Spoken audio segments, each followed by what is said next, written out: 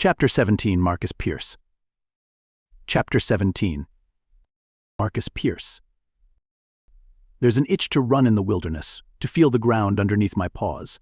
My mate is just a few meters away from me, watching something on the television that I can't understand. It's in a different language, but there's a subtitle. I look back at my mate, finding him seating comfortably on the couch as he hugs the pillow. I wish it's me he's holding like that.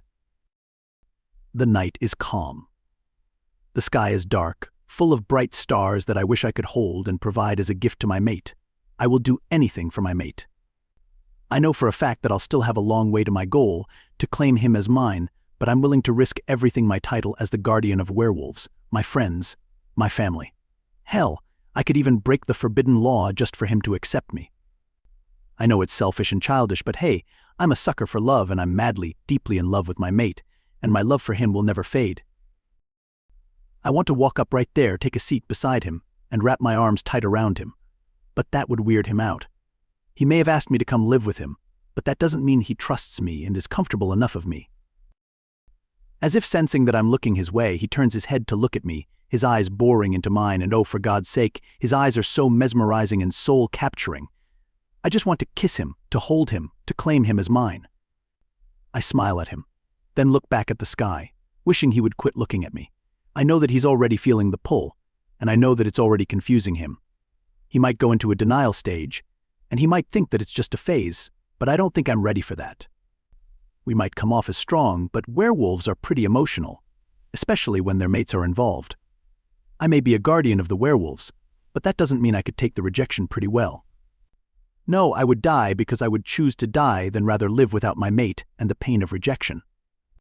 Seconds have passed, yet I'm still feeling his eyes burning at the back of my head, which makes my heart beat faster. I wish I could read and see what he's thinking. What's going on inside his head? This is tough, Kairos speaks to me. We're both longing and yearning for our mate, but we can't do anything about it but wait until the right moment comes. It shouldn't be this hard for us. The banning of the werewolf having a human mate who doesn't even know that you are his mate and your kind. Why do these things happen? Of course, I want answers as well, but Jesus Christ, it's hard to look for the answers right now. My hands are kind of full. I could ask my sister about it, but she's a smart lady. She would know immediately if there's something wrong. It has been a long time since I last spoke with her, and that was before I met up with Kieran when he first got into the United Pax. I'll go to bed now, I tell him, not looking at him in the eye, not waiting for any response. I can still feel his gaze at me. The more I try hard to resist, the harder the situation gets. Kairos whimper, because we both just want the same thing for our mates to be aware of us and love us back unconditionally. When I reach the room, which is our room now, I quickly take my top off, putting it on the desk table just beside his computer and climb into the bed. This situation is exhausting the hell out of me, and I wish the progress would be faster than it is right now. A few seconds later, the door opens, revealing Nigel himself as he goes inside the room. I shut my eyes, but not fully, so I can gaze at him freely. He looks at me, tilting his head to the side, and he's just standing there, watching me. Nigel then begins to take a step forward carefully, not making a sound, and when he's standing just right beside the bed, he leans down and studies me. My heart races and I try so hard not to move any single muscle. I catch a sniff of his natural scent, and God, he smells so really good. I just want to bury my nose into the crook of his neck and bite him, claim him as mine. Trying not to breathe and inhale his good scent, I clench my fist and completely shut my eyes. Just control yourself, I tell myself, thinking of the consequences that might happen if I just attack and ravish him in this room. As the bed dips, indicating that he has joined me, I tense. Now that he's very close to me, I don't know if I could keep myself tamed anymore. The harder I resist, the harder it gets, and the crazier I get. I need him. I need some contact with him. Mustering up a courage, taking a deep breath, I turn around and wrap my arms around him, pretending to be asleep. He tenses and immediately relaxes as his arm slides and curls around me. I breathe in his scent, drowning myself in him. I let out a moan when I feel his skin making contact with mine, and I'm sensing that he's doing it on purpose, which means that he likes the contact between us.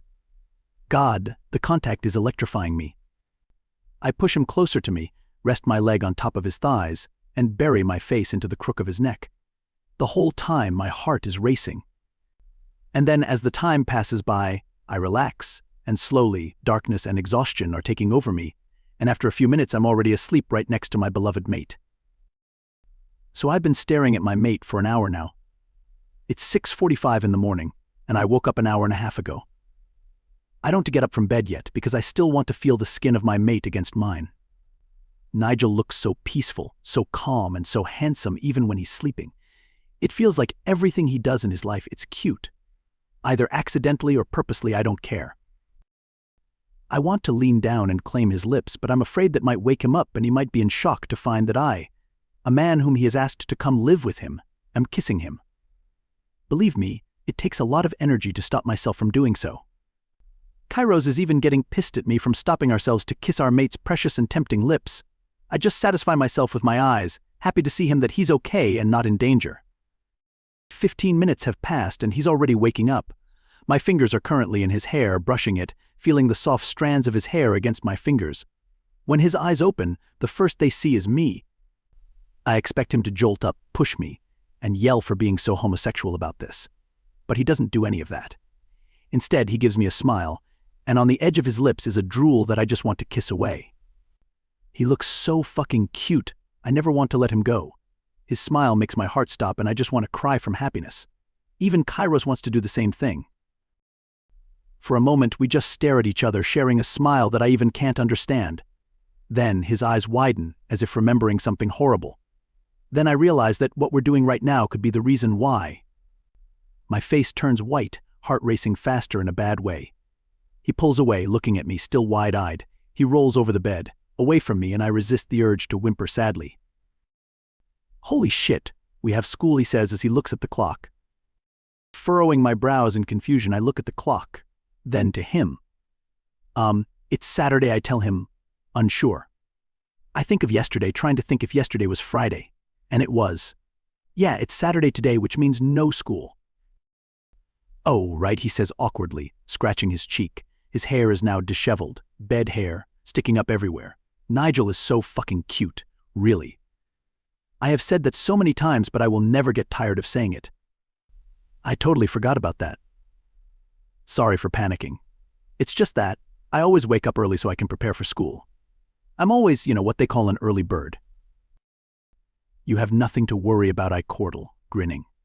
I wish he would go back to the bed with me. I wish we could cuddle, spoon each other, but that seems impossible right now. I'm going to stay in bed all day. I love your bed. I try to make my voice needy and croaky, and I hope it's magic work. I have always been told that when I make my voice sound needy, it would do some trick to people. I sprawl on the bed, hugging the pillow that he used and bury my face in it, taking in his scent. It smells so fucking good. Sleep, sleep, sleep. Let me join you. It's a fucking success. I roll over, giving him a space but never letting go of the pillow that I'm hugging. Hey, that's my pillow. You have yours. I tighten my hold around the pillow. Nigel tries to steal it, trying hard to yank it out of my arms. Soft and huggable pillow. Squishy. He chuckles, still trying to yank the pillow away from me. You sound like Doris. Doris who? Finding Dory? Finding Nemo? Martin's best friend? Just keep swimming, I just stare at him. Don't mind it. Seems like you skipped being a child, he teases, shaking his head. I have no idea who Doris and Martin are. Finding Nemo, Finding Doris, or Dory, I don't know them. At all. But that's really my pillow. Nigel grabs the pillow, now using his feet, resting just on my stomach, using his feet's force to pull the pillow away from me. I loosen my hold just a bit, because hey, I need to adjust. I'm a werewolf, whereas my mate is a human, so I'm stronger than him. When it seems like he's succeeding on pulling the pillow away from my hold, I grip it tighter, yanking it towards my direction, which makes him topple on top of me. So now, he's basically straddling me. My hands rest on his hips. Our eyes meet, the world slowly fading. Slowly, my fingers crawl all the way across his skin until it reaches his neck, then I cup his face. I can already feel Kairos surfacing, trying to break free from within, and I fight back. He so badly wants to claim him. I do too, but this isn't the right time. I still need to gain his trust, and right now, with his head filled with confusion, I can't take advantage of that. The best thing that I need to do is wait. Just wait and wait and wait until the right moment comes. But damn it, I can't help my mouth. You have such pretty eyes, the compliment makes him blush, and seriously, it makes my dick twitch in anticipation. God, that was an innocent move he pulled right there. Then I push him, bashing him with the pillow he was trying to steal earlier. While it's true that he has a very beautiful eyes, I need to make things lighter between us. Ha, loser. Ah, so that's what it is, ha. Bring it on. He grabs my pillow and begins fighting me back. Chapter 18, Nigel Marcus. Chapter 18. Nigel Quinton Ulysses.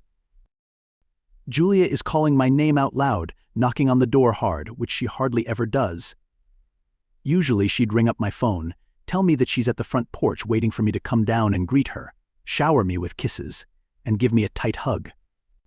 But today is a different day. She bangs on the door hard, and I've got an impression that it's starting to wake the neighborhood up. Both Marcus and I stop having a pillow fight, and based on the expression he's wearing right now, which he tries hard to mask away but fails to do so, he's kind of pissed. He and I share a look, but to say I'm embarrassed in an understatement. I'm beyond that. I'm mad at Julia for being like this. I so badly want to help her out, but she wouldn't let me in. It's like something is pulling her back from trusting me, and it goddamn hurts like hell. Get to her, he says to me in a low voice, looking away from me. I have to admit, it hurts me to see him like this. I don't know why, but I have this feeling that he's sad. From the corner of my eyes, I see his hands clenching and unclenching, and I wonder if there's something I could to calm him down before I get downstairs and ask my girlfriend what the hell was that knocking about. Go. I'll stay here, he tells me before grabbing the blanket and draping it over himself, lying back down in the bed. My heart clenches at the sight of him and I force the feeling away, because my girlfriend is still downstairs, knocking as hard as she can while shouting my name out loud. I get downstairs and walk straight right to the door, opening it up. Julia steps in, her hair in a mess, and I want to ask her what happened, but then I remember her rude way of barging into my house and banging the door out loud. What the hell was that, Julia? I ask her, getting angry over the fact that she's been treating me like shit, and I don't like that. Seriously, what's happening with you? I ask her, raising my voice and glaring down hard at her. For a moment, I see the familiar emotion in her eyes that I've grown accustomed to love, but then it washes away and has been replaced with something I can't understand. Her gaze hardens. Then she says we need to talk. And we all know that when someone says that sentence, it's either you are in big trouble or he or she will deliver a bad news to you. And I don't want any of that. What her next words shock me, though. Because I haven't been expecting it. Whatever we have, it's not working. Her voice rings in my ears, and it keeps replaying over and over inside my head, never stopping. Looking at her hard, I grip her shoulders and grit my teeth. What the hell are you talking about? I don't want to believe it, never want to say the words, because I know that it's going to hurt me a lot. We have always believed that we're meant for each other, that we're going to get married and have kids and have a wonderful life, but we haven't even thought of this moment. You. There's something wrong. I can feel it. You're not telling me something. Please, Nigel, Julia says exasperatedly, her shoulders sagging down as she looks down on the floor. She stares at the floor, suddenly finding it interesting rather than me. Pain explodes into my heart. I'm not prepared for this. I have never even prepared for this.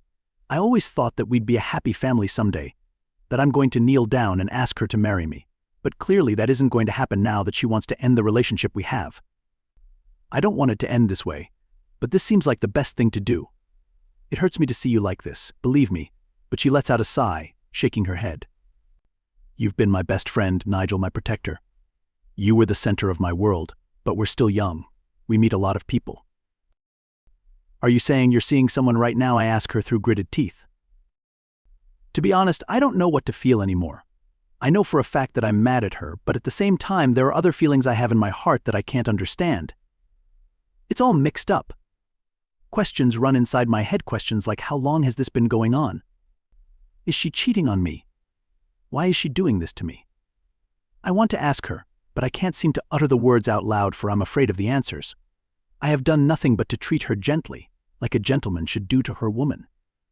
But somehow it's still not enough for her. If it was, then she wouldn't have cheated on me with someone. For a moment I want to break down, to throw tantrums in front of her, but that would seem like a childish thing to do. I need to handle this like a man. And I'm a man.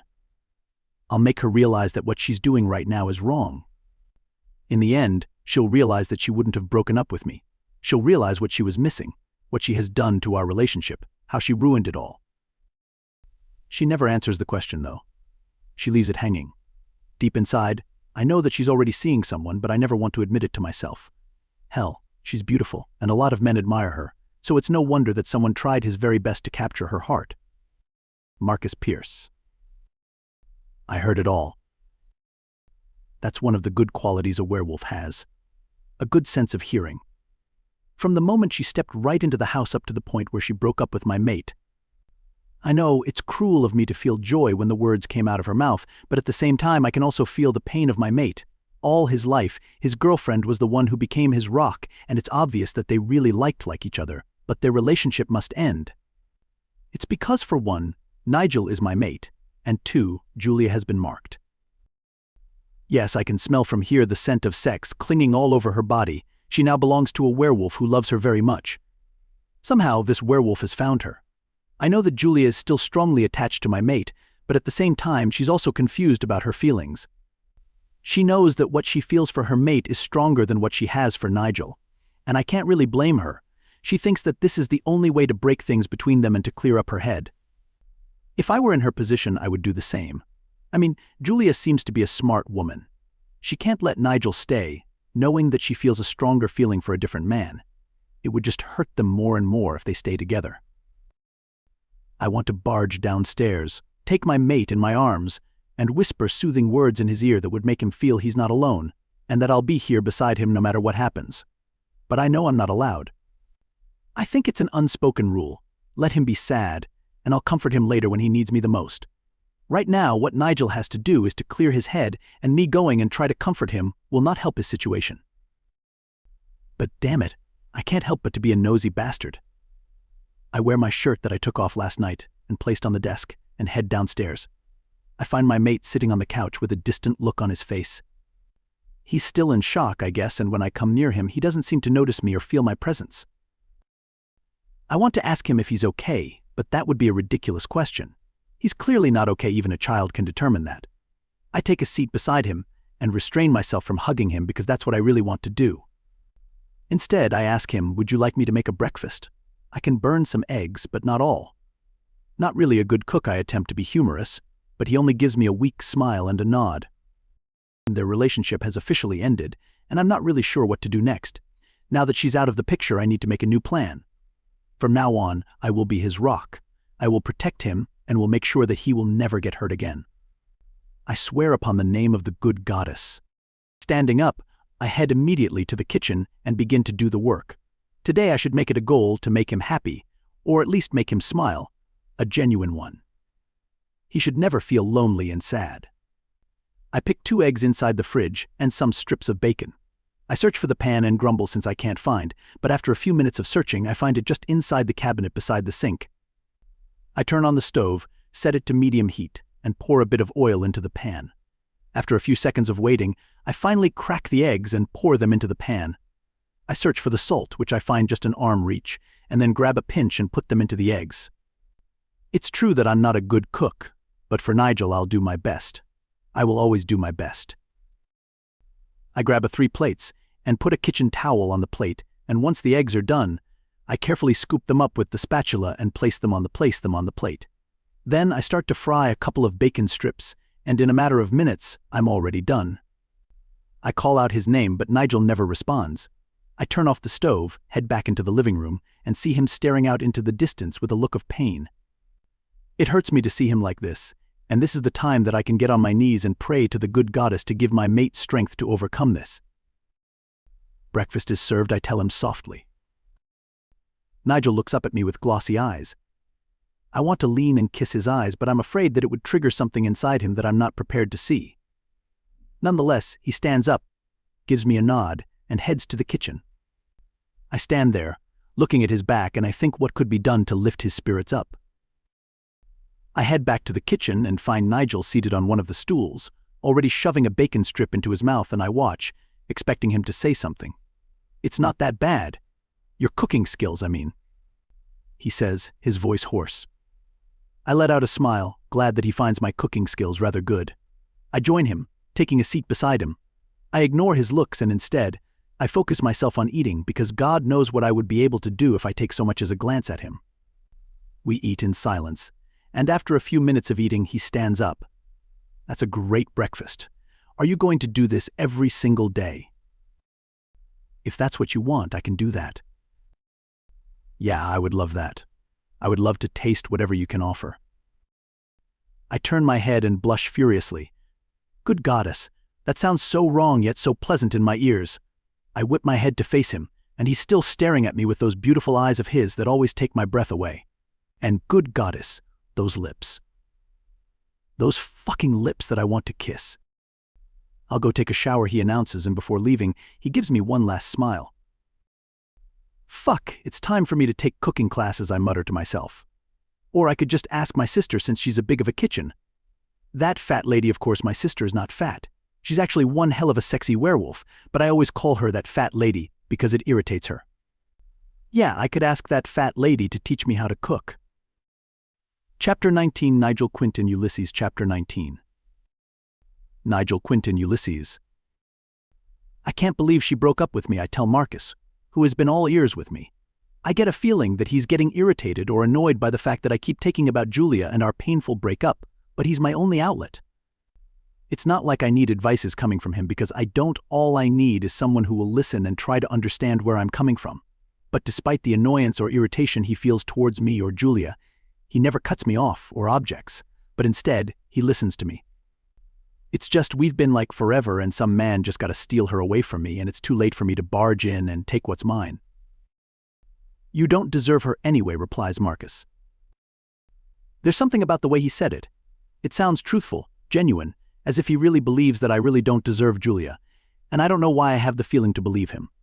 I think that I should be angry, should be at least mad at him for saying such an absurd thought, but I can't. For some reason, I can't get mad at him. There's a lot of people out there loving you, waiting for you to love them back. His eyes grow serious, but sadder. His voice becomes low, his shoulders sag down, as if he's carrying the world behind his back. My heart clenches at the sight of him. You just gotta look around, you know. Pursing my lips, I look away, hiding my face from him. His words somehow struck me right in the heart. I remain silent because I really don't know what to say. I've got a few questions in my head, but I'm not sure how to deliver them. First, I want to ask him who are those people. Second, if he's one of the people who want my love back. That's an absurd thought, yet I can't help but to imagine him loving me. Though we've met not too long ago, but despite that, I already asked him, basically forced him to come live with me just for him to ditch the weirdo and unfriend him. I feel like we already have a strong connection. After that awkward talk, I decide for us to watch Most Popular Girls in School just to avoid the awkwardness lingering in the air. Fortunately, he complies. After watching a few episodes, the awkwardness has been long gone and forgotten. We are comfortable again to sit side by side with our legs touching. I ignore the tingling sensation it gives me, and I wonder if he feels the same way. I ignore it as hard as I can, but every time his skin touches mine, I become too bothered and hot and confused. I want to be close to him, as close as possible. Every now and then, he will glance at me. I notice it because I keep doing the same thing. I keep glancing at him, hoping for something to happen between us. Why would I want to happen something between us? We keep watching my favorite videos and episodes of Most Popular Girls in School in the television, my phone linked to the TV using Chromecast. There are snarky remarks and retorts here and there which make us laugh. For some reason, unknowingly, our hands found its way to hold each other. As it does, I look up at him and he looks right back at me. I gulp. I hope he doesn't hear how loud it is and try to avoid eye contact, but his hand shoots forward and cups my chin, forcing me to look at him. Leaning down slowly, his eyes hold mine and he says, "I'm always waiting," and that's the time he kisses me. His lips move against mine and I'm frozen, not doing anything. His hand slides behind my neck. Then slowly, my eyes close down, feeling how soft and gentle his lips against mine. His free arm curls around my waist, lifting me up on his lip, so basically I'm straddling him. I blush but continue to kiss him back. There's something about his lips that keep me going from kissing him. His lips taste good. It tastes like sweet strawberries, and I love strawberries. His tongue swipes down, tracing my lower lip, and I open my mouth. Marcus slips his tongue inside, and our tongues clash for dominance. But I have a good idea that I am to lose, so I let it slide and let him win. His tongue roams inside my mouth, tasting every part of me. Marcus kisses me gently, with passion, and it gets intense as each second ticks by. In the back of my head, there's a voice saying that this is wrong, that I shouldn't do this with Marcus, but my heart tells me a different thing, to just go on with this, because this is what I really want. Every time he moves his lips against mine, my heart does somersaults, flipping up and down, thudding out loud. His fingers caress my skin, and I love the feeling of it. He makes me feel like I'm in heaven, like I really belong there. Everything that was hurting me has stopped. It's like he's the cure to the ache I was feeling earlier, and I got this feeling that he will always be the cure. Slowly, he pulls away, his eyes shining and dilated as it bores into mine. I know this is all confusing to you. It was to me before he says, resting his forehead against mine. I've been eyeing you for a long time, Nigel. Even when I wasn't attending your school yet. I've always had my eyes on you. I know that you've been straight all your life, that you've been liking girls ever since you were born, and trust me, I thought the same, too. But then I saw you and that quickly changed me. I knew I had to get you, and that's the reason why I decided to go into your school, just to be as close to you as possible. To be honest, I really don't know what to feel. I'm beyond confused. I know that I'm still attracted to Julia, but there's something going on between me and Marcus. I know, and he's right, that I've been straight all my life. I have been interested in girls ever since I had a mind of my own, but then he came and something changed in me. He made me feel something I wasn't feeling before. I have yet to discover it, but I'm frightened and excited at the same time. He makes me feel more than what Julia does. It's so much more what he can do than Julia. Am I gay now? Do I like Marcus? I like Marcus. Because if I don't, then what is this? Why am I letting him kiss me? Why does every time he hang out with that weirdo, I get jealous? Why does he make me feel like this? Why did I like the kiss? Why am I craving for his lips? Surely if I'm hella straight, then I shouldn't feel this way towards him, right? God, this is all confusing to me. I understand if you don't feel the same way, you don't have to say anything to me, he continues, but then I see the pain flash in his beautiful and mesmerizing eyes. He purses his lips, and it looks like he's going to cry. I can feel the sadness in him. I want to hug him, to comfort him, to say that I kind of feel the same way, but truth be told, I'm scared. Just know that I'm always here waiting for you. Without saying anything, I lean forward and capture his lips with mine, unable to wait any longer to feel his soft and perfect lips against mine. The kiss with Julia has never been like this. With the kiss I'm sharing with Marcus, it's so much more than just a kiss. There's a lot of emotion in it compared to the kiss I shared with Julia. Marcus obliges. He grabs my face and kisses me back with the same intensity I'm putting into our kiss. My chest contracts as I lose air. Pulling away, I pant hard, and once I take in air, I begin kissing him back once more because, let's admit it, he tastes so good and perfect and heavenly. As he pulls away, breathing and panting hard, he gives me a smile and tweaks my nose with his index finger. He lets out a chuckle, shakes his head, and gives me a peck on the lips, which makes me blush. I'm not cheating with Julia anymore, right? She broke up with me a few hours ago, so I guess it's okay for us to do this because Julia doesn't have the right anymore to be jealous. I mean, she's with a different man now. Now that I'm thinking of her again, I wonder what will happen next. Should I try to chase her, attempt to change her mind about dumping me and be with a different man? Or should I just move on and enjoy what's happening between me and Marcus? We can watch MPGIS again, he says as his arm wraps around my waist, pulling me close so that my back is resting on his strong and hard chest. I could get used to this every single day with you, he says in my ear sweetly, and my face flushes. I stay silent and watch episode 21 of MPGIS. We laugh every now and then when there's a mean retort coming from Brittany and a dumb response from Trisha, and I think that we're all set. After watching, since there's no school for today, we decide to get something to eat for lunch and dinner.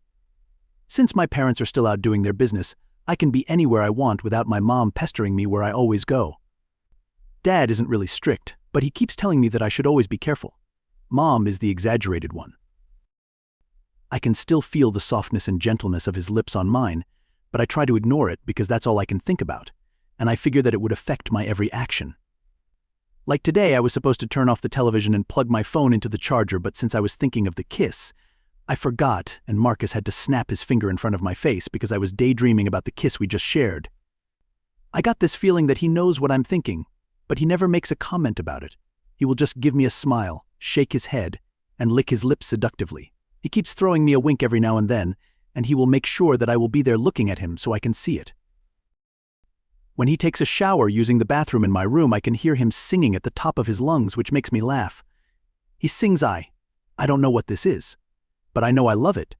Baby, yes, I know. You got my heart hypnotic. Ain't no letting go.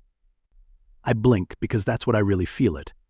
I don't know what I really feel. It couldn't be love, could it? For him, but I love how it feels. I guess he got my heart hypnotic too. Chapter 20. Marcus Pierce. Nigel is just a few meters away from me. While I'm in the bathroom, he's in the room, sitting on the bed, waiting for me to come out so he can take a shower after me. I wish that he'd join me here, but I figure that it's not the right time to invite him and do some naughty.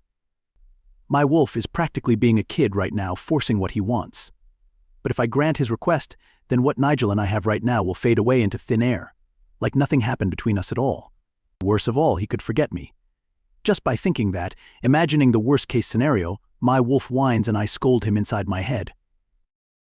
Keeping myself in control is hard enough, especially that my mate is in the other room, waiting for me to be done, so I don't need my wolf acting like a child just to get what he wants. I have a lot on my plate right now, and he being childish is not helping at all. Apparently he knows what I'm thinking. He rolls his eyes at me like a naughty wolf he is, and groans.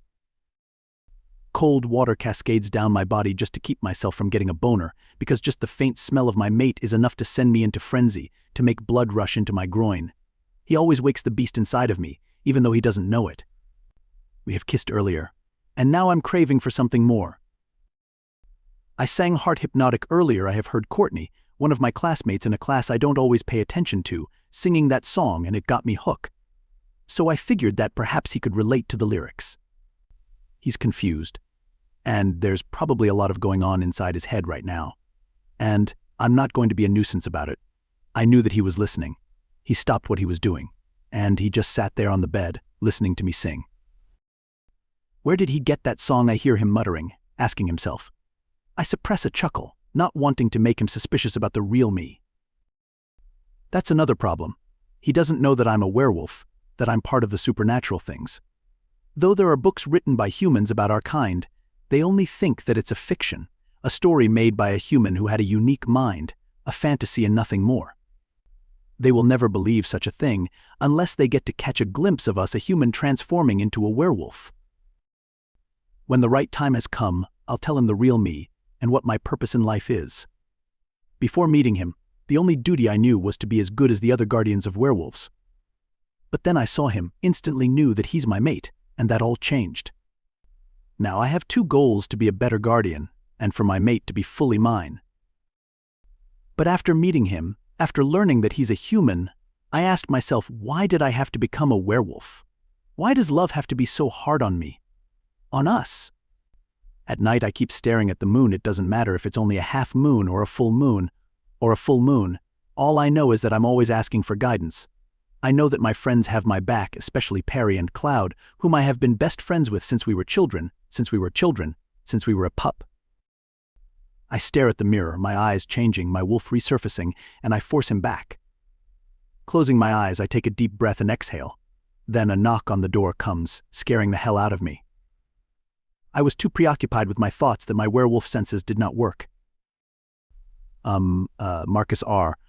Are you okay in there? He asks me, his voice laced with confusion and worried. Just hearing his voice is enough to lift my spirit up. The fact that he cares about my being not only makes me smile, it also makes me believe that he's going to be mine. Not wanting him to be more worried than he is right now, I shout back, yes, I'm just shaving my beard. Ah, okay, he responds. Wait, you didn't have a beard. From what I remember, you had stubbles. I roll my eyes at the lame reason I came up with. Wait, does it mean that he's observant of me as I am to him? That makes me grin, apparently.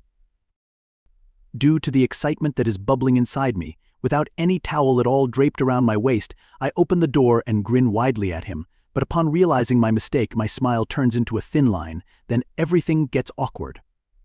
Nigel yelps, trying to cover his eyes using his hands, but his fingers are spread out, so he still has his eyes on my ding-dong. I never dare say anything, never move a single muscle. Instead, I just stare back at him. Holy, wait, hey Marcus, he stutters. I blush wildly, mirroring what's on his face, and when the realization sinks into my head, I quickly turn around, letting him see my bare butt, run to get some towel hanging on the rack, and drape it around my waist to cover myself. Well, that's a nice view. Fuck no, what I mean is, holy shit, thank you for, covering yourself, I guess. You can take a bath now, I guess I say, scratching my neck. The awkwardness is still lingering in the air, and I guess the only way to have it dissolved is for him to go into the bathroom and do his things, and I'll mind my own business first, which is I'm going to try to calm myself and hormones down. Nigel gives me a nod, trying to hide his face from me, but as he enters, my hand grabs his arm and I turn him around, then I lean down and kiss him on the lips, unable to stop myself. Even though it's just a short kiss, it is enough to set me up on fire. Nigel doesn't struggle, instead, he kisses me back, though I can feel that he's getting uncomfortable. I get this feeling that he wants to explore more, to see where this kiss will lead us, but I can't put our relationship at risk. We are still friends, and if by any chance that he gets really uncomfortable, he might cut the connection between us due to being scared about what he's feeling. So I break the kiss, give him a small smile to assure that we're okay, which he returns back, and then I move back, giving him way to the bathroom. Once he goes into the bathroom, I let out a huge sigh. Yes, I'm getting a boner just from kissing him. I just got out of the bathroom. Heck, I even used a cold water just to avoid getting a boner just by thinking of him. And now I'm getting a painful boner.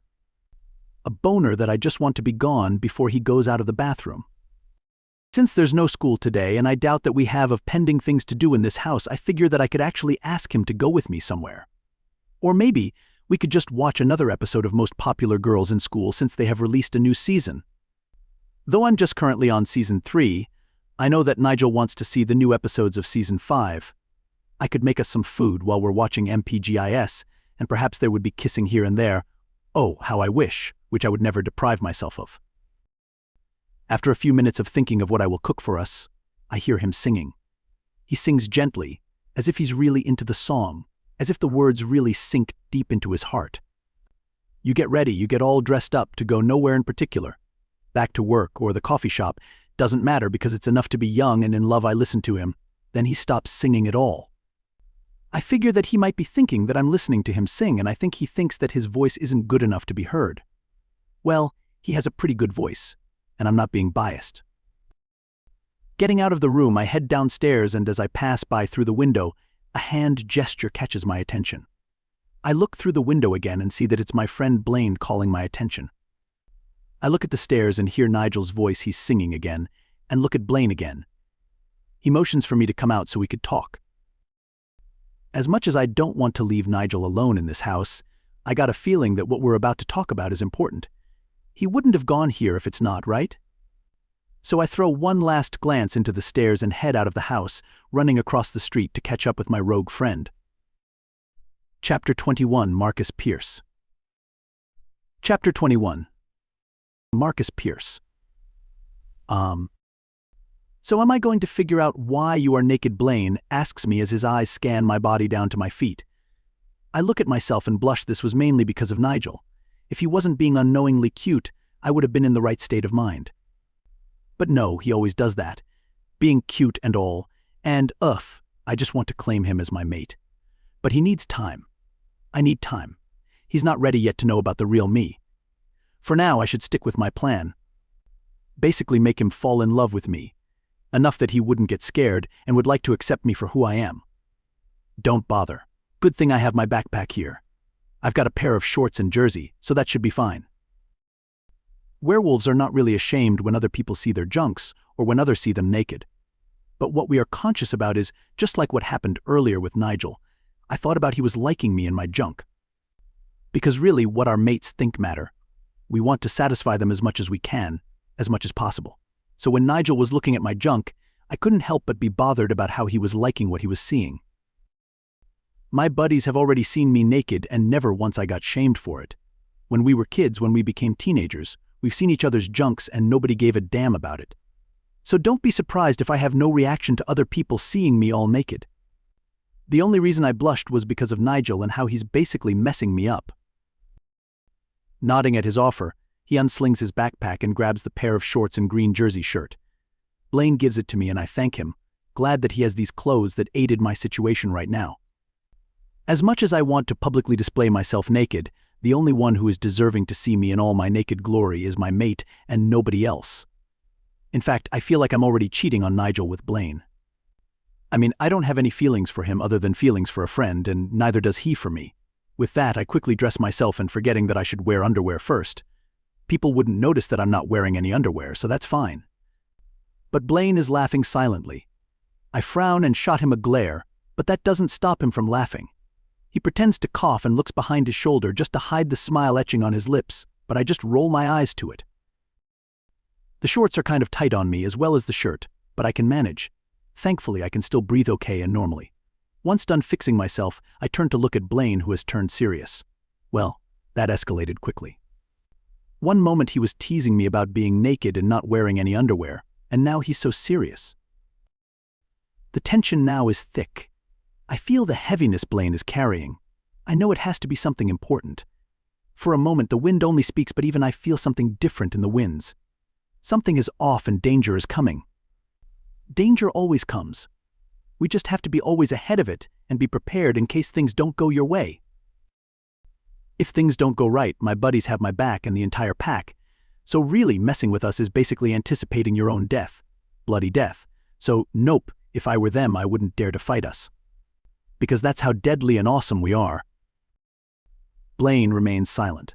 But with the silence he's giving, I realize that danger is really coming to us. It's finding us. He starts to walk away and I start to follow him. Truthfully, having no underwear is a good feeling, but it's also kind of weird. I mean, my junk is free and it's cold, but I'm used to wearing one. The only time I get to take my underwear off is when I take a bath or any unforeseen circumstances. Nonetheless, I try to ignore the weirdness. I take a deep breath and just continue to follow Blaine. Once we are farther away, he turns to me and sighs, as if this is all exasperating to him. He takes a seat on the grass and shuts his eyes. I do the same thing. We all need to be careful, especially you and Nigel, Blaine says, sounding scared. He looks to his left and right, as if in any moment, someone would just jump in and tear us. I furrow my brows, a bit confused of what he's saying. Of course, we all need to be careful. We're being careful. Earlier, rogues were searching the perimeter of the school. It looked like they were searching for something, or someone. I figured that they knew something. They know something. The hair in my arms rise. The rogues were in the school, which means that a lot of werewolves and humans were in great danger. Rogues are feral, deadly, and they are full of hatred. But they are unlike Blaine. But still, knowing that the rogues were just around the school looking for something, the school has become a dangerous place for us. For Nigel. I first my hand, wanting to break something just to release this anger. I've got this feeling that they know that I'm in the school and is wanting to something my mate. Of course it has to be that. What else would they go for the school? Once they found out that they are correct, Nigel will be their primary target. That's the best way for them to hurt me. I'm a guardian, so I have to do my job. Protect the werewolves, Nigel, and my family. Blaine runs his hand across his hair, frustrated at the situation we are in. He knows my job and the important role I play in this universe, and he also understands that I have to protect my mate. My life is basically fucked. But I need every help that I can get to get through with this shit. I have to report this to the Great Alpha and alert everyone. That's the best move I can think of as of the moment. Once they have been alerted, my buddies will do everything they can just to protect my mate. But there's one thing. That would expose my mate to my world, and my fellow werewolves would know that my mate is a human, a mortal. They would think that he shouldn't be part of my world. But what about Dave, Perry's mate? He was a mortal who had been granted to have a wolf, and is now considered as part of the family. The Great Alpha Cloud, my best bud, will know what to do. I think the other werewolves have noticed it as well, Blaine continues. They just didn't go into action because they were in school, man. But I doubt those rogues will not come back. They will be back until they get what they came for. And when they come back, they will make sure that they'll get it. Marcus, your mate's life is in great danger. There's not much time. You have to put him to safety. Don't you think I don't know that I ask, irritated by the question? Blaine raises his hands up in surrender and lets it down. But he has yet to know who I am, what he is to me. I know I'm making progress in making him mine, but you know that Nigel is not ready yet about everything. Nigel is. He'd freak out. If I fuck this up, and if he thinks that I'm a monster, he'd run away from me as far as possible, and I can't risk that. Rogues are there. Rogues are just around us. You do know that I'm here, right? Yeah, I know. So just go ahead and kidnap him. Take him to a safe place. Blaine purses his lips. I raise my eyebrow at him. It's like he wants to say something but doesn't really want to spill the beans. He bites his lower lip, and that's when I glower down on him. Okay, I found something. You know I've been researching, right? I know that you know I've been trying to understand as to why werewolves are not allowed to have a human mate. We know the first part of the story, a werewolf that had a human mate, and that human betrayed everyone, thus why hunters exist. But a question lies in there. Don't you think his question makes me think hard? There should be a reason why the human turned against the werewolves, but that part of the story hasn't really been explored. I keep asking the same question, Marcus. Why did the human turn against the werewolves? Why do hunters really exist? I don't. Nobody knows that, Marcus Blaine says skeptically. But don't you think that the situation you are in, having a human mate, don't you think it has anything to do with that? I know that you've been searching for a reason as to why you had a human mate instead of having a werewolf mate. I've got this feeling that what I ask, urging him to continue.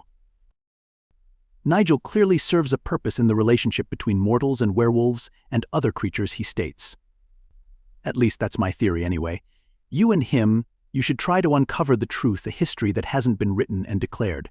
Along the way, I'll help you with that. But first, let's just think of the plan to put him to safety. You're right, I tell him, looking out into the direction of Nigel's house. From afar, I smell his scent. He just got off the shower.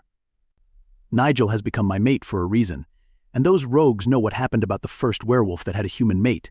They know their story, and they've something to do about it. Blaine nods at me, hoisting himself up and removing the grass dirt on his butt and legs. Their story is still unclear to me, but I should find the truth and uncover it. Everyone is in great danger, not just me and Nigel. Literally everyone. Even humans. Like what Blaine said, first, put my mate to safety. I'm the guardian, and they are after me. And I think they have a theory that my mate is a human. They should not know about that. But once they do, Nigel should have been in a safer place. I draw a heavy breath and nod at Blaine. In seconds, Blaine is already running and in his werewolf form, his backpack on his teeth. Without wasting more time, I run back to my mate while thinking how I should be able to put him into safety. Chapter 22, Marcus Pierce. Chapter 22. Marcus Pierce. Whose clothes are you wearing? My mate asks me as he stands up from sitting on the couch, his eyes raking from my face down to my feet. His voice is latched with suspicious and jealousy that it's enough to make my wolf really happy. I resist the urge to grin like a maniac. Nigel's hair is still wet, and a towel is placed on his shoulder. And the fact that he's only wearing a gray sweatpants is enough to make me crazy. I just want to run my tongue out across his body and taste him. There will be a time that will happen, but for now I'll just pleasure myself by looking into his angelic face and his beautiful physique. Hey, mister, you're not answering my question. And where have you been? He raises his eyebrow at me as he snaps his finger, dragging me out of my reverie. I walk towards him, and that makes him step back until he falls back on the couch. I lean down and watch his eyes. I could get lost in it. His eyes are the most beautiful pair I've ever seen. I know I've said that a million times, both vocally and mentally, but I just can't get enough of it. It's like I'm looking into a million of dreams, into a million of possibilities, into the galaxy. My heart swells with happiness as I look into his eyes. I can't believe this man is my mate. I can't wait to spend my life with him forever. I can imagine the life we will have a lot of pups, and we will raise them together. We could have a lot of dozen of girls and boys. I could think of what their names are going to be. Nigel would scold them for having such a high energy, and I'd stick with my kids while I tell them that their papa is just a monster in disguise. And then Nigel would smack the back of my head, making our pups laugh. Then, every year, every anniversary, we'd get married just to celebrate the love we're sharing. Marcus. Leaning down, I cup his face while I plant a kiss on his forehead. My mate blushes and lets his bangs fall, which covers his eyes. I hate that. I love to see his eyes that always remind me of our future would look like. Combing his hair backwards, His eyes hold mine and I rest my forehead against his. His minty breath fans my face, and I love the smell of his mouth, and his kissable lips that just beg to be kissed. Oh God, those lips are so perfect. I just spoke with a friend, I tell him as I give him a smile, tweaking his nose, which makes him scrunch his nose up in a cute manner. I laugh softly, finding him so adorable. My adorable mate. And this clothes, it belongs to him. Bait. I let out a chuckle. As much as I enjoy seeing him be jealous, I don't want him to feel like every man is a threat to him. I don't want him to feel like any man could steal me away from him. And I don't want him to think that he's not enough for me. Because he is. He's all I need for my life. Heck, I can't even wait to introduce him to all the werewolves and people as my mate. And if you haven't noticed, I'm a stick-to-one kind of guy. Don't be jealous, I say. No, I'm not. Why would I be jealous? Because you're mine and I'm yours, I tell him, which catches him off guard. I like that. His eyes are wide, letting me have a clear view of his beautiful eyes. His lips are slightly parted, and I just want to lean down and capture his lips, to feel it burning against mine. Moving slowly. You all have every right to be jealous. If I'm not sending a clear message, I could just say it to you every single day. I'm all yours. Nigel Quinton Ulysses. Grabbing his hand, I place a kiss at the back of it as I watch his eyes and smile at him. Just when I thought his eyes couldn't get any wider, his blush deepens. He wants to avert his eyes away from mine, but I see the struggle. If I ask you to run away with me, are you going to join me? I ask him. And I'm surprised. Yes. He's so sure. He doesn't hesitate to give out the answer. He didn't even think about it for a second, yet he already said yes, that he'd run away with me. My heart somersaults as I exclaim. I really wonder why he has become my mate. I'm pretty there are a lot of good-looking guys out there, a much better one than me. Better than I am. Yet he's been given to me for some unknown reason. A reason that I will later find. Has someone already told you that you're cute and adorable? I ask him. Yeah, he chuckles. A lot of girls have informed me about that. Mostly Julia. The mention of his ex-girlfriend makes the smile on my face drop. He seems to realize what he just said because he cups my face and tells me, but I'd like to hear it from you more. You're cute and adorable. Now is my turn to blush. Believe me, in my single years I never said that to anyone. Back in the days when I had yet to meet my mate, my eyes were on girls who had big boobs and butts, but simplicity was what my eyes really captured. And to the girls I had met, I never said they were cute and adorable. I only said they looked fine, or good. Yes, Cloud and Perry set me up on dates with a few women younger than me or older than me in hopes of me finding my right mate. That was when I was 14 years old. Cloud kept on setting me up on dates with younger women, while Perry set me up on dates with older women than me. And yes, you guessed the right thing, Perry had a thing for older women. And look us all three, we all have something in common. Our mates are all males. I swear these mates of ours turned us gay and so into them. I don't mind though. It's the best thing ever. To be so in love. Now I know what having a mate feels like. No matter how many times Perry and Cloud explained that to me when they met their mates, I just couldn't understand them. It's like they were speaking an alien language that I could never understand. They were like speaking a different language, yet they knew and understood each other. I wanted that as well, and I told myself that time would come soon. And now, here it is, and I finally understand what they meant at that time. I have a lot of things to tell you, Nigel, I say to him, opening bit by bit. If I'm going to unravel my secrets and for him to become my mate, I should begin right here, by opening up to him. And you'll discover them sooner or later. I have a lot of secrets. Things I know that you're not prepared to know right now, but there are things that I know you would like to know about me. I have two best friends. We're childhood best friends. Their names are Cloud and Perry. They were once straight, but they met the guys who changed their lives. And they are already living happily.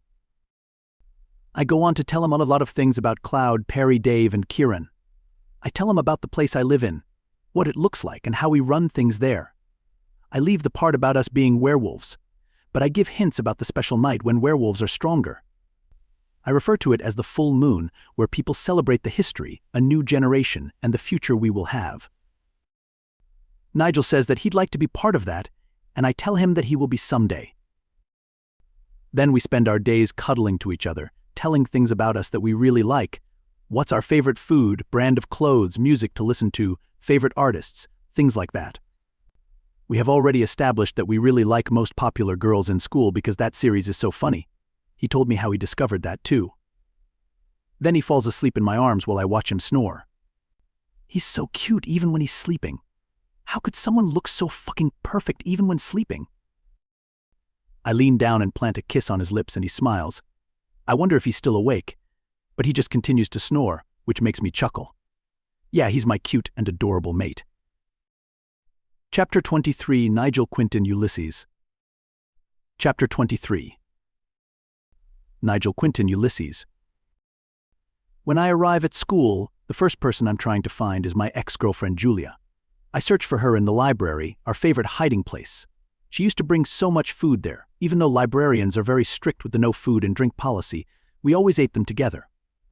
But she's not in the library, nor is she in the school's garden. Her friends are there, though. I ask some of them, and they all say that they haven't seen Julia yet. The reason why I just want to see here is, I want to know everything. Who was the guy she's involved with? And was she cheating on me before? I know deep in my heart that Julia wouldn't do that to me because she's not that cruel, but somehow, just thinking of those moments where we were together, it makes me think that what if the guy was already in the picture? I want to know everything, even the smallest details. How did they meet? What is the guy's name? Is he from our school? Is he a college jock? We've broken up already, but knowing the truth will make me feel better. Julia is gone to me now. I know it's too early to say this, but I think my heart beats for someone better than her. Julia. She's not meant for me. But she will always have a place in my heart, of course she will. She was my first love, my first best friend, my princess. Letting go is hard, but seeing that she's not happy anymore with me is harder. I still want to be friends with her. We can let go of the past, forget what happened between us and try to save what is left. Our friendship and the memories we shared together. Memories are hard to let go, too. You can't just tell yourself, okay, I'm going to forget everything that happened between us. It doesn't work that way. While some people want their ex's memory fade, I don't. It's important to me. Julia has been part of me in my life, and forgetting it means that I'm okay to let go a piece of me. And no, it's not okay. I'm not okay with that. I still want Julia to be part of my life. But how can I do when I can't find and talk to her? It's like she has suddenly disappeared without any trace. No one knows where she is. I can't think of any place where she used to go because it's been only my house and hers, and Julia is not the one who ditches school. Unless she's with her new guy right now. I can't help but feel irritated. I know I shouldn't judge early, but damn it, Julia skipped classes because of him. Everyone knows that Julia and I have broken things up already. It's like it has been broadcasted, and now every girl at school throws me a flirty wink and looks. The more I pay attention to them, the more I get irritated. The most irritating part, Marcus is also missing. We went to school together and split up when we entered the school's premises. I told him I would just need to talk to Julia because questions inside my head were bothering me so much. At first he was silent, then he just nodded and walked away. He couldn't be possibly jealous. That's what I thought.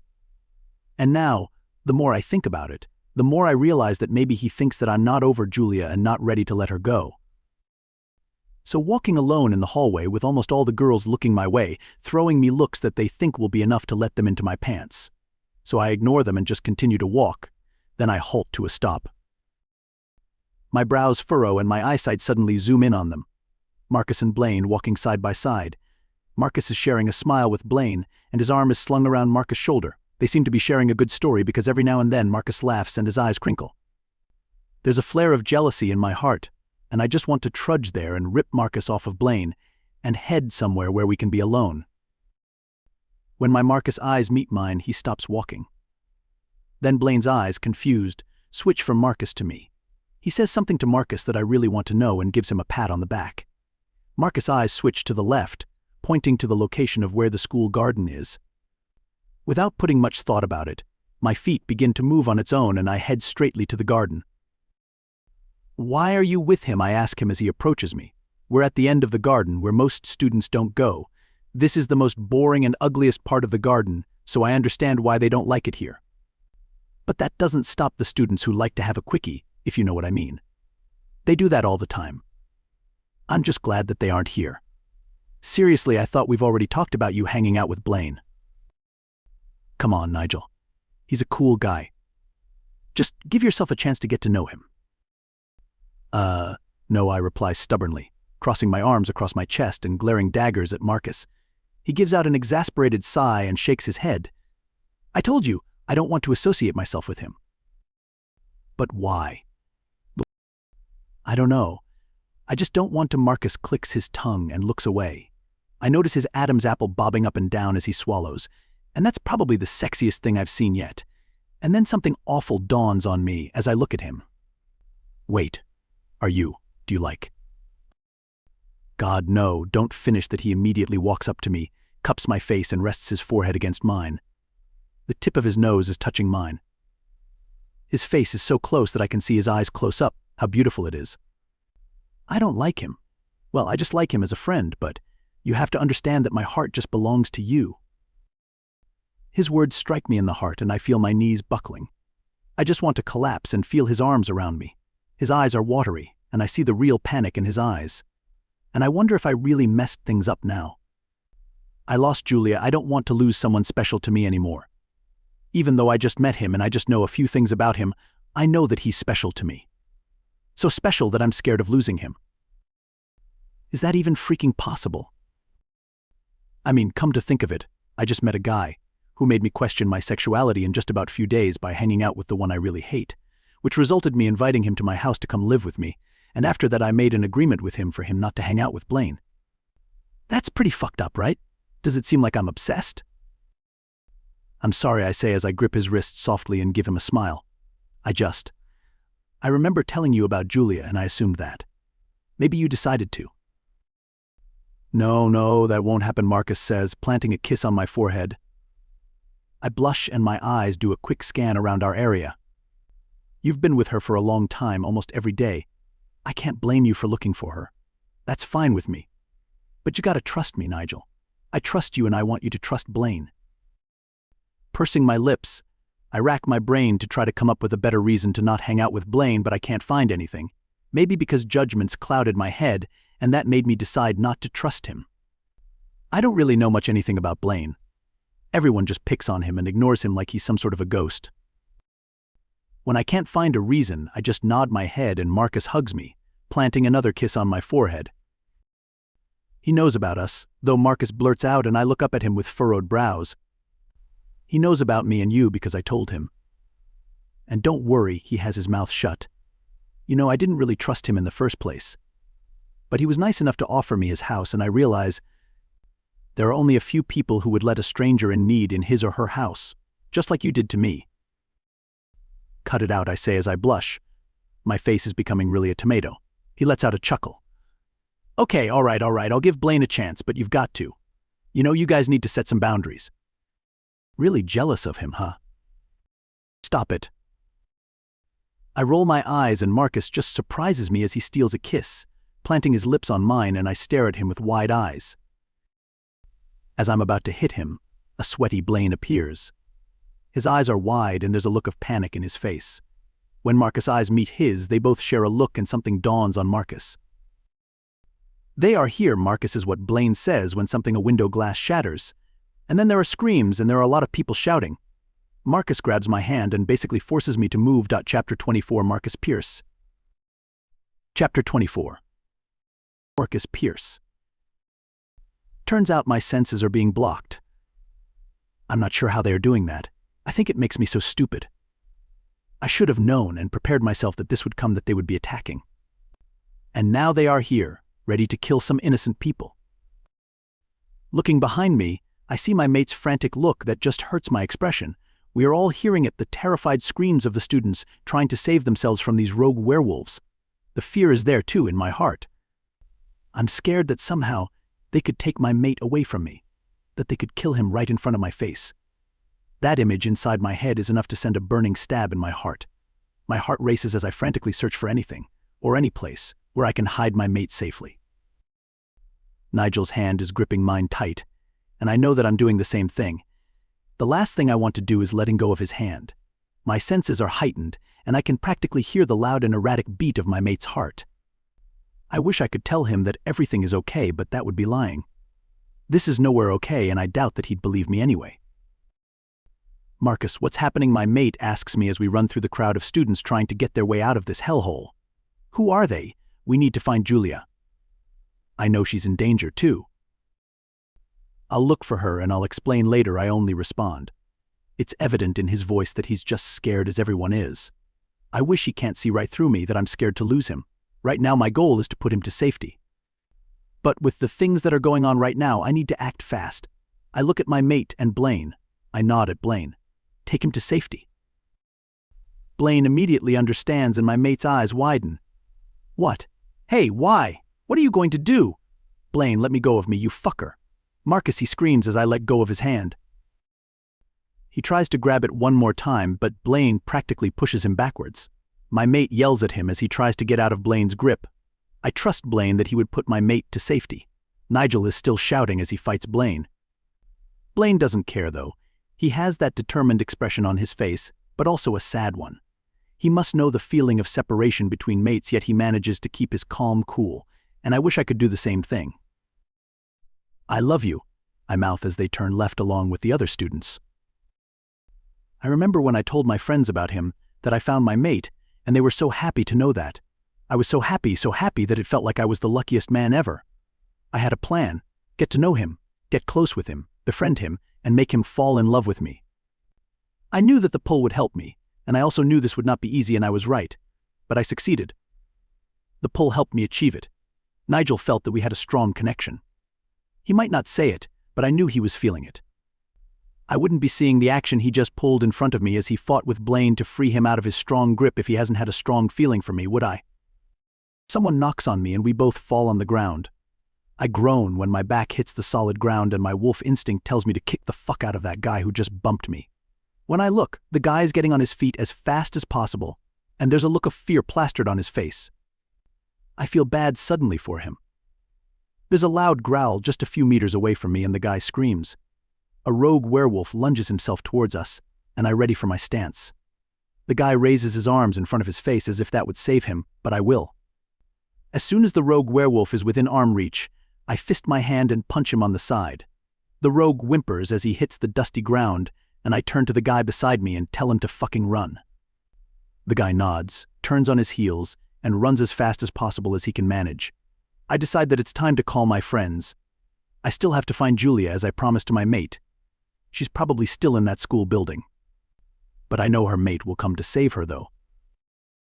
Running inside the school building and entering into the first room I see, I pull my phone out of my pocket and start dialing my best friend's number, the great Alpha Cloud.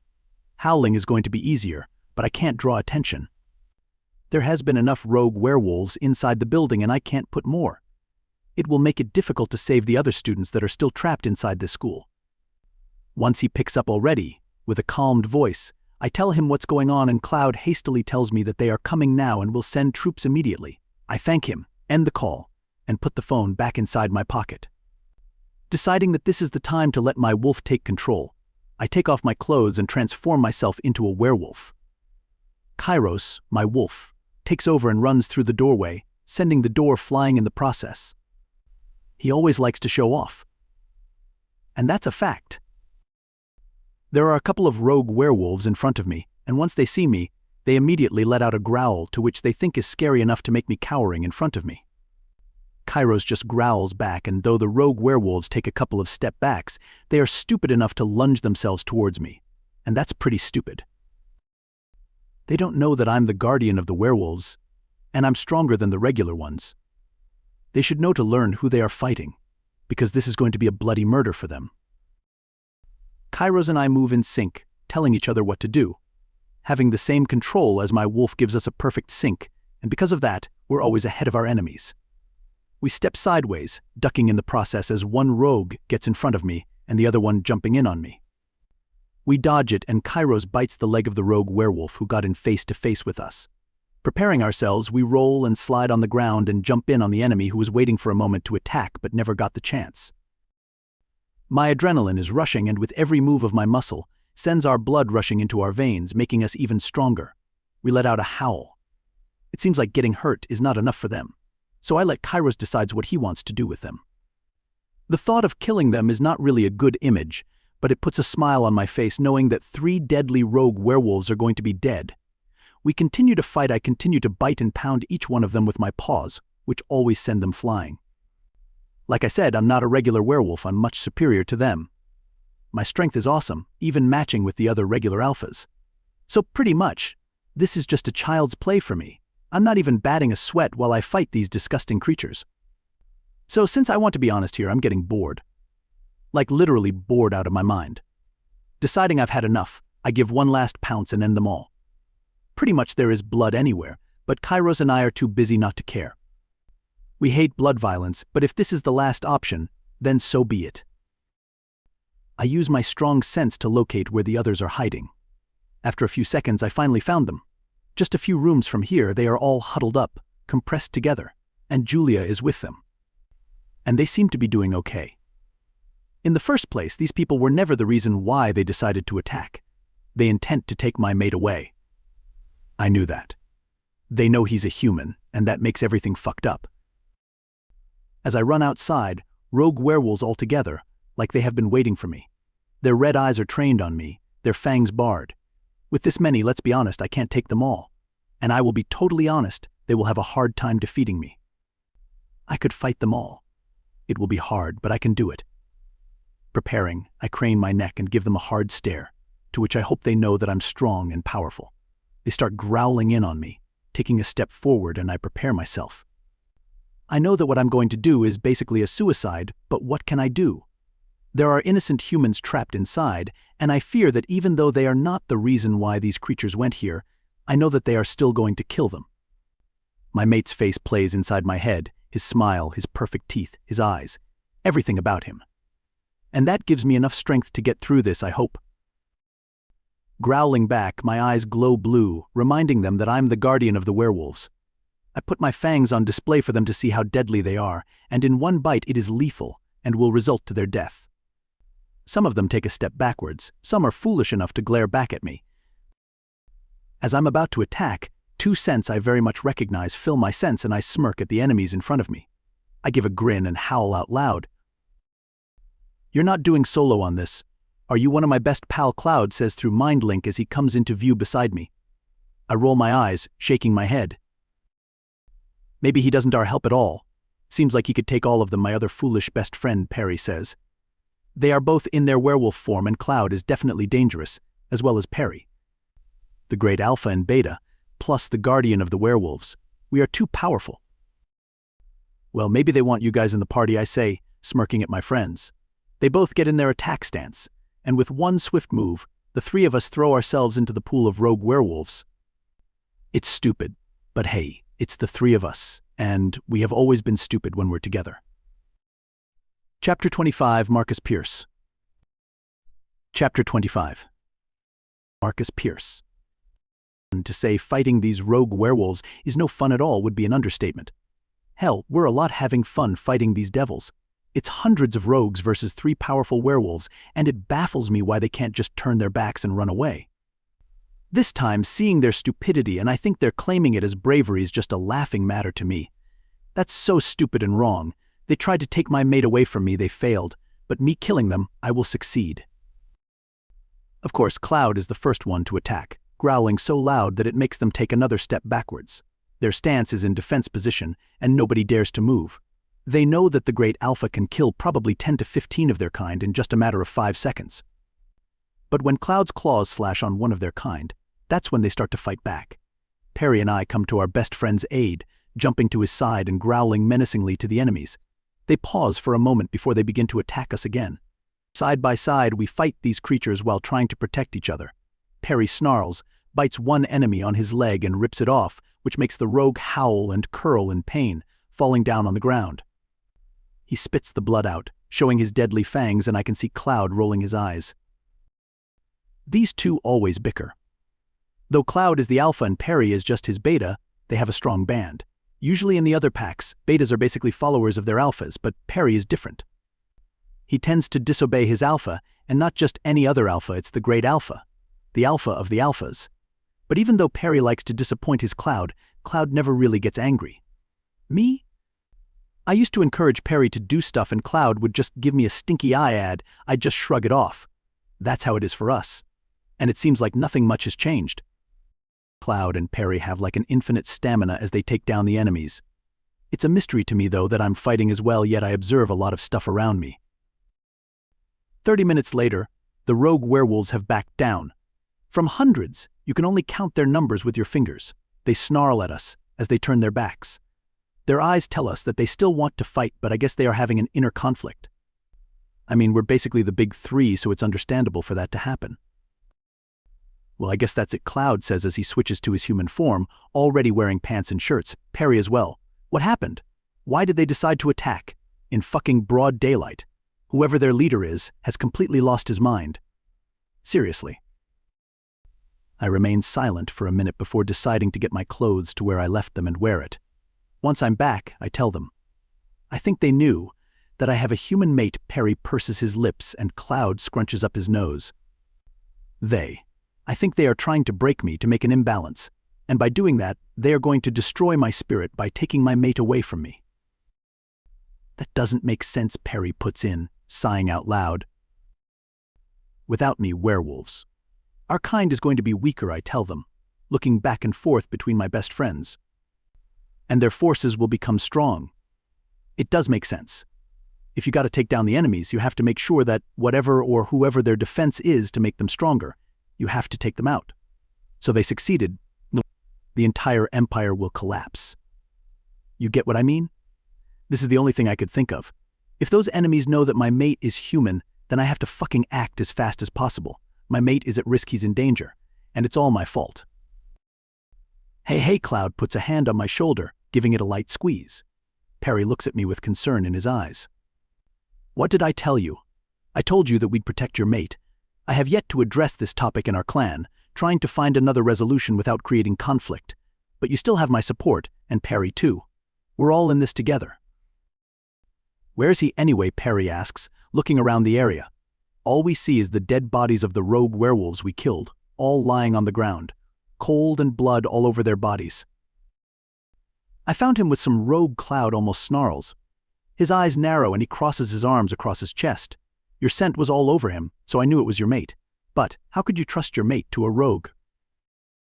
And then I had to tell them what was really going on and how I met Blaine and how he's a different rogue than the others. They don't want to believe that a rogue couldn't change and was a total savage, but Perry tells us that it kind of makes sense since there is a demon and angels living in our home. I arch my brow at him and they both just shrug at me. So did you just let them go? I ask. Hell no. Cloud furiously shakes his head. I ain't gonna let a rogue bring your mate anywhere. The rogue just agreed to be taken to our home and I sent some of our strongest warriors to guide them. Just in case. And don't worry, nobody's going to know that your mate is human. How are you going to do that? Perry pretends to inspect his nails, suddenly interested in it. His eyes go back and forth between me and Cloud. Seriously. Werewolves have a strong sense. It's not going to fool them.